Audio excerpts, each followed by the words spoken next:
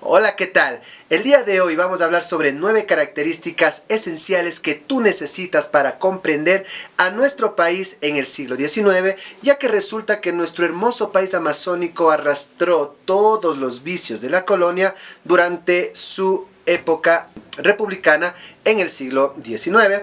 Así que acompáñame porque vamos a establecer esas características. Si deseas acceder al artículo completo sobre las 9 características del Estado ecuatoriano en el siglo XIX, te voy a dejar en los comentarios el enlace a mi página web donde podrás encontrar el artículo y otros más sobre historia del Ecuador, literatura ecuatoriana y un poco de escritura creativa.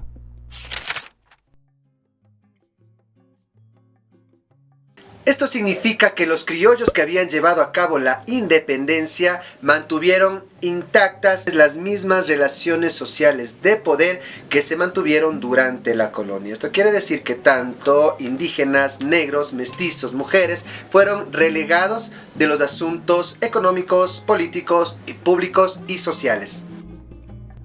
El Estado ecuatoriano se administraba bajo una visión puramente criollista y colonialista en la que indígenas, negros, mestizos y mujeres fueron desplazados de asuntos públicos, políticos, económicos y sociales, tal como se había mencionado hace poco. Más o menos a mediados del siglo XIX, en el gobierno del liberal José María Urbina, se eliminaron la esclavitud y el tributo indígena y además se redujeron los aranceles para la exportación de productos y esto benefició a las exportaciones de cacao. El concertaje fue un modo de producción que se había creado en los últimos momentos de la colonia, sin embargo en nuestro país esto se mantuvo hasta inicios del siglo XX. Por una parte, las nuevas élites terratenientes descendientes de los criollos se creían superiores a los grupos desfavorecidos. Por otra parte, mantener el concertaje les permitió abaratar significativamente la mano de obra, casi hasta volverla gratis. Por otro lado, el sistema agropecuario y hacendatario casi no se modificó a la forma en la que se lo venía trabajando durante la colonia. No se habían importado las maquinarias que ya revolucionaron a Europa. Este sistema trazado de cultivo y la explotación a través de la mano de obra se dio más en la Sierra Norte antes que en la Sierra Sur o en la costa. Esto no significa que en estos otros lugares no haya habido explotación ni atraso tecnológico, sino que Guayaquil, puerto y apertura del Ecuador al mundo, era el único lugar en donde se conocían los avances tecnológicos de Europa, aunque casi ni se los aplicó. La mujer fue objeto de posesión de un sistema criollista machista. Pues bien, la mujer era vista simplemente como un objeto para fecundar o para criar niños o simplemente para transmitir los valores que en ese momento se consideraban socialmente aceptables. Si había escuelas, estas eran eclesiásticas, ahí se educaba a las mujeres en lectura y en los asuntos del hogar. Las mujeres también servían para casarlas con los hombres que decidiera su familia con tal de garantizar una dote que permitiera la riqueza del padre de la mujer. Este método fue muy utilizado durante la misma colonia cuando los criollos se casaban con las hijas de los caciques a cambio de las dotes. Así que todos estos vicios, como habíamos establecido al inicio de nuestro video, ya se habían arrastrado al Ecuador del siglo XIX. Un dato interesante a este aspecto es que la mujer mestiza tenía más libertad que la mujer de la clase alta, aunque esta supuesta, entre comillas, libertad era usada para empleos como sirvienta, lavandera, cocedora, entre otros trabajos de servicio o artesanales que usaba para mantener a su familia. Las élites criollas que habían llevado a cabo la independencia, entre otras cosas, lo habían hecho para conseguir el control del Estado ecuatoriano. Así, dos poderes terratenientes se comenzaron a enfrentar unos a otros durante los inicios de la colonia y estos fueron los de la sierra, esencialmente los de Quito, y los de la costa, esencialmente en Guayaquil. Vamos a dar una perspectiva histórica para entender esta lucha entre los criollos de la sierra contra los criollos de la costa. Pues bien, en el siglo XVIII, Guayaquil se había enriquecido por la venta de cacao y cuenca, un poco antes por la venta de quinina, Al mismo tiempo, Quito se había visto en una crisis económica debido a la baja de producción obrajera. Pero no hubo guerras durante ese momento debido a que ellos no tenían el poder. Ellos no decidían quién gobernaba, sino que lo hacía la corona española. Entonces, Quito pudo mantener su poder político como ente administrativo. Guayaquil, por otro lado, detentó ese poder por ser el centro económico de la Real Audiencia de Quito. Bien, estos problemas se arrastraron al Ecuador en el siglo XIX tras su fundación. Cuando se fundó la República, las élites guayaquileñas y quiteñas comenzaron a discutir y pelear en guerras civiles para controlar el Estado ecuatoriano.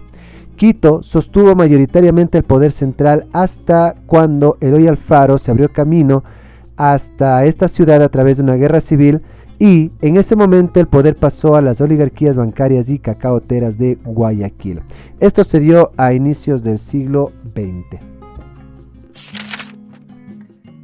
La Iglesia Católica mantuvo casi incólume todo su poder durante el siglo XIX. En muchos casos incluso gobernó a la par de varios gobiernos de nuestro país. El más icónico de estos es el gobierno del señor Gabriel García Moreno. En síntesis, podríamos decir que en el siglo XIX el Estado ecuatoriano no era un Estado laico.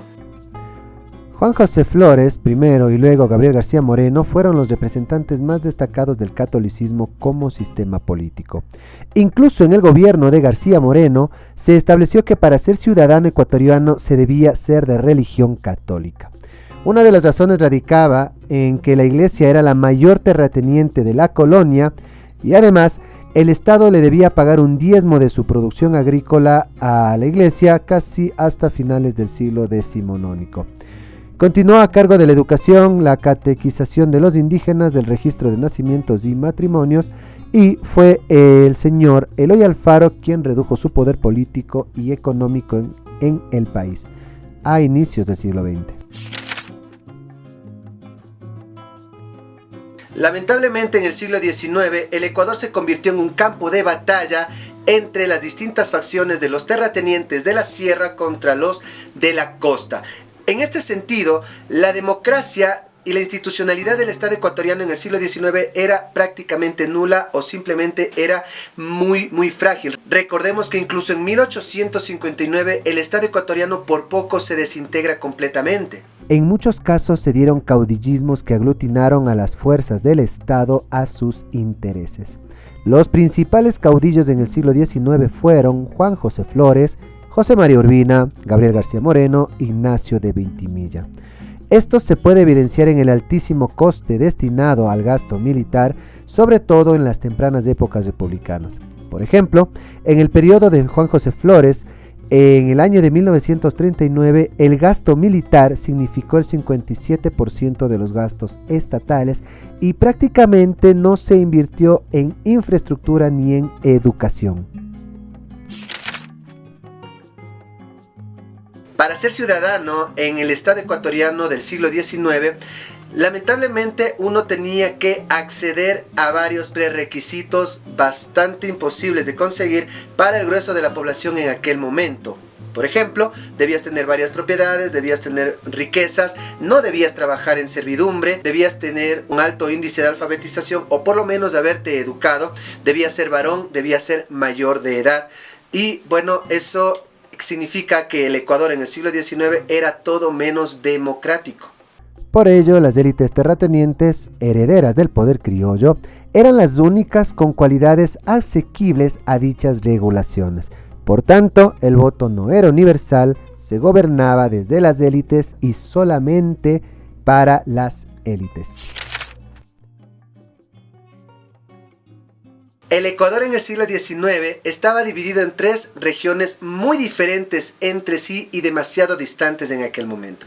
Estas regiones eran la Centro Norte, que estaba comandada por Quito, la Sierra Sur, que estaba comandada por Cuenca, y la región Costa, que estaba comandada por Guayaquil. ¿Qué pasaba con el Oriente?, te estarás preguntando. Pues esta región solamente se comenzó a explorar cuando se perdió gran cantidad de territorio en la guerra de 1941. Las diferencias regionales eran de tipo ideológico, económico y político desde sus inicios por varios factores. En primer lugar, prácticamente no existían caminos que unificaran a las regiones ecuatorianas. y este factor imposibilitaba el desarrollo del comercio interno y por tanto los diferentes mercados ecuatorianos ni siquiera se conocían. Esto solamente se fue reforzando en el gobierno de Gabriel García Moreno cuando se comenzó a poner las primeras líneas férreas. En segundo lugar, estas regiones mantenían lazos comerciales más profundos con Perú o Colombia antes que con el mismo mercado interno ecuatoriano debido a la falta de caminos y a lazos estrechados durante la colonia. Mientras Quito mantenía el comercio con el sur de Colombia, Guayaquil y Cuenca lo mantenían con el Perú. Y por ello no es tan disparatado suponer que las élites guayaquileñas del inicio de la República hubieran preferido pertenecer al Perú antes que al Ecuador debido a estos mismos lazos comerciales que se habían forjado en la época colonial. Como consecuencia de lo anteriormente dicho, en el Ecuador no existía prácticamente una identidad ecuatoriana. Eso ya lo habíamos revisado nosotros en nuestro video sobre el romanticismo ecuatoriano. Te voy a dejar acá arriba para que lo puedas revisar y comprender un poco más sobre este tema de la identidad ecuatoriana, pero esencialmente en nuestro país en aquel momento no existía un sentimiento de patriotismo. Cabe resaltar que sí se pretendió forjar a lo largo del siglo XIX una identidad basados en la topografía ecuatoriana, en los valores católicos y en la cultura terrateniente, pero el proyecto de identificación nacional era muy pobre. Si podemos resumir las causas que provocaron la inexistencia de una identidad ecuatoriana en el siglo XIX, podríamos establecer lo siguiente: ausencia de caminos, disputas entre poderes de las élites de la costa y de la sierra, exclusión de las masas de procesos políticos y sociales, mantenimiento de las jerarquías sociales de la colonia, explotación de grupos desfavorecidos, analfabetismo que prácticamente llegaba al 95% de la población. Eso ha sido todo por el día de hoy. Si es que te quedaste al final, te quiero dar muchas gracias. Además, te invito a que te suscribas, que le des like si es que te gustó. Si es que no te gustó, que le des dislike. Comparte, comenta, suscríbete a mis otras redes sociales. Y quiero que estés atento porque continuaremos subiendo videos sobre historia y literatura del Ecuador. Además, te quiero recordar que si es que tú quieres revisar el artículo completo de las características del Ecuador en el siglo XIX, te voy a dejar el enlace a mi página web en el comentario destacado en la parte de abajo. Sin más que añadir, te deseo todo lo mejor y nos estamos viendo hasta la próxima. Nos vemos. Adiós.